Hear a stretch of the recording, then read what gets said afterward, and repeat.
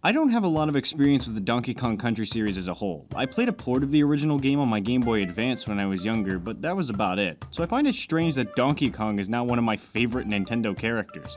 Could it be his furrowed brow, his sense of style? Or maybe it's just his perfect teeth. Yeah, that's probably it. Seriously, this monkey has better dental care than I do. Released in the ancient times of 2010, Donkey Kong Country Returns was the first entry in the Donkey Kong Country series since the Super Nintendo. It also happens to be made by Retro Studios, the same people responsible for the Metroid Prime games. Considering how well they translated Metroid into the modern day, you could really only expect something great from their attempt at Donkey Kong, but let's take a look to be sure. The plot begins almost immediately with the volcano in the middle of Donkey Kong Island erupting, releasing several evil tikis from the Tiki Tak tribe. And yes, that's their real name. The tikis begin hypnotizing all the animals on the island with their music and use them to gather all the bananas on the island, including the ones from Donkey Kong's horde. They even attempt to hypnotize DK himself, but it turns out that he's too stupid for it to work on him. And just like always, Donkey sets out on a quest to reclaim his stolen property while foiling the villain's evil scheme in the process. It's not a stretch to say that the story is simple, but that's cause you really don't need anything special for a Donkey Kong plot. He's just a monkey who really likes bananas, and that's all you really need to know. My only issue with the story is the tikis. We get no explanation as to what these things are or where they come from. They just kinda show up. Even their evil plan doesn't make a whole lot of sense. Before the World 7 boss fight, it's revealed that the tikis stole all the bananas on the island because it's the main ingredient for making more tikis. Which makes a little sense, you know, trying to build an army and all, but why bananas? That seems like a very odd thing for all your magic powers to come from.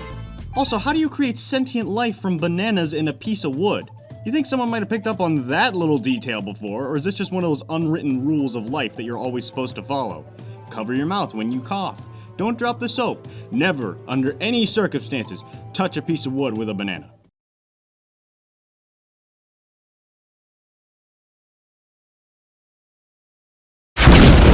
Okay, well, here's the cutscene before the final boss. Maybe this'll explain something. Okay, so they're using the bananas, and he spins around a bit, and then... boy, they look really into this. Okay, they squish together, and... Hands? How did tikis and then banana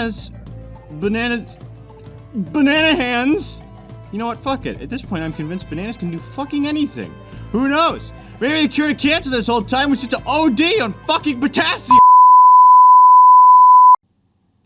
Look, miracle fruit aside, the story serves its purpose in getting the game started. Moving on. The graphics aren't what I'd consider impressive. To be fair, you can only do so much on the Wii, but it does look good, mostly due to the cartoony look everything has. It's not HD, but it doesn't need to be. The short version is it's good, but not great. The graphical quality isn't what's going to catch your eye, but we'll talk more about what does later on. The music, on the other hand, is excellent. When you're going through each level, there's a good chance you'll start humming whatever song is playing in the background, especially if it's one of the faster-paced songs like the ones that play during the minecart and rocket barrel levels. I can't remember every song off the top of my head, but there are a few that will refuse to leave you alone for hours. A good chunk of them are actually remasters of older songs from previous games. Speaking of previous games, Donkey Kong Country Returns differs quite a bit from the usual formula that previous games established. Well, that I'm aware of. I really only played the original one. I don't really even remember much. But for starters, Donkey Kong could take 2 hits now instead of 1, and Diddy Kong is no longer a second character you can switch to. He's now a power-up that gives you extra health and the ability to float for about a second. In addition to that, Donkey Kong has added quite a bit to his move pool since the Super Nintendo days. He can slam the ground with an earth-shaking force to reveal secrets and stun enemies, cling to grassy surfaces, roll along the ground infinitely if he's got Diddy Kong with him, and even has the ability to... blow? Yeah, because the first thing I think of when I think of giant apes with incredible strength is blowing. I honestly don't know why this is a part of the game. I like every single edition Retro Studios made except this one. It's a huge pace breaker when you have to stop, crouch, and shake the Wiimote just to get some secret goodies. Goodies like bananas or balloons to give you extra lives, banana coins to spend at the shop, and the occasional puzzle piece or Kong letter. And if you want to get the most out of this game, you're going to want to go for as many collectibles as possible. The puzzle pieces not so much, as they mostly just unlock stuff at the gallery, but everything else definitely. Why? Because Donkey Kong Country Returns is a hard game. It's definitely not the hardest game I've ever played, but it's no Mario game, that's for certain. There were several times where I actually lost nearly 15 to 20 lives in a row, but thanks to banana collecting and the fact that you can purchase extra lives from the shop, getting a game over is nearly impossible unless you really suck. And if the game is too hard for you, you can use the game's built-in super guide which beats the level for you. You pussy. Regardless, whether it's the numerous times the game confronts you with insta-death obstacles, or just the number of things the game expects you to avoid in a single level, there will be times when Donkey Kong Country Returns will catch you off guard with just how hard it is, especially if you go after the Kong letters. Not because the process of collecting the K, O, N, and G is all that difficult, though there will be times where you need to replay a level because you missed one, but because collecting all of the Kong letters in a world will reveal the temple stage of that world. And I'm being 100% honest when I say that these are the hardest levels in the game, mostly because they were made to be so. If you beat every temple level and beat the game, you'll unlock the very last level of the game, which I won't spoil for you here, but after beating it, you'll unlock the ability to play each level in mirror mode, which is essentially hard mode, where not only do you have to play the entire stage backwards, but your health is halved as well. Is it worth it? Well, that depends on what you mean by worth it. Is it worth going through the hardest levels of the game just so that you can play all the levels you've already beaten with a handicap? Probably not. Is it worth collecting the Kong letters so you can play through stages that were specifically designed to give you a challenge? And maybe not if you're a casual player, but if you're experienced in platforming games and you're looking for something to test your mettle, then I would definitely say yes. Plus, the secret level at the end is a much better conclusion than the final boss. I'll give Retro Studios the benefit of the doubt for making Tiki Tong look interesting, but it's a floating head with hands. In the world of Nintendo games, that's not exactly a foreign concept.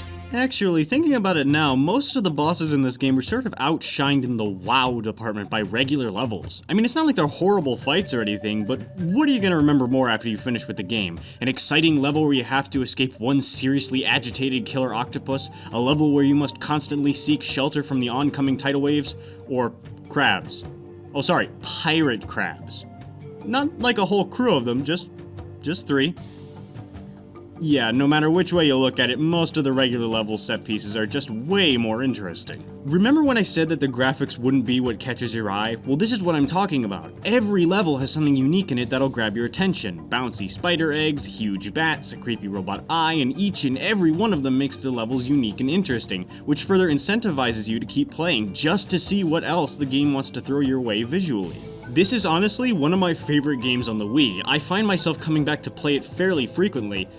But this game does have its flaws, most notably the motion controls. Now when recording this, I use the Wiimote alone as a controller, which actually feels awesome to play with, but with it, you're required to shake the Wiimote to get DK to slam the ground, roll, or blow.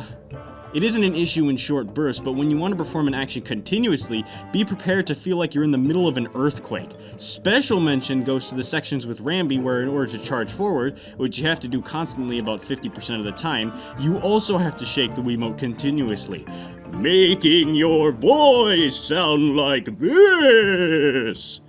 On a lesser note, I also don't think the world themes are that interesting. I like the level set pieces, but the themes of beach, forest, cave, etc. are all things we've seen before, and you can get in basically any platforming game. Oh, and before I forget, this game is also available on the 3DS too. From what I can gather, it's a fairly faithful port with 2 different modes. Original, which is exactly like the Wii version, and New, which introduces new items and an extra hit point to make the game easier. There are also new levels in the 3DS version that weren't present in the original, which might interest you.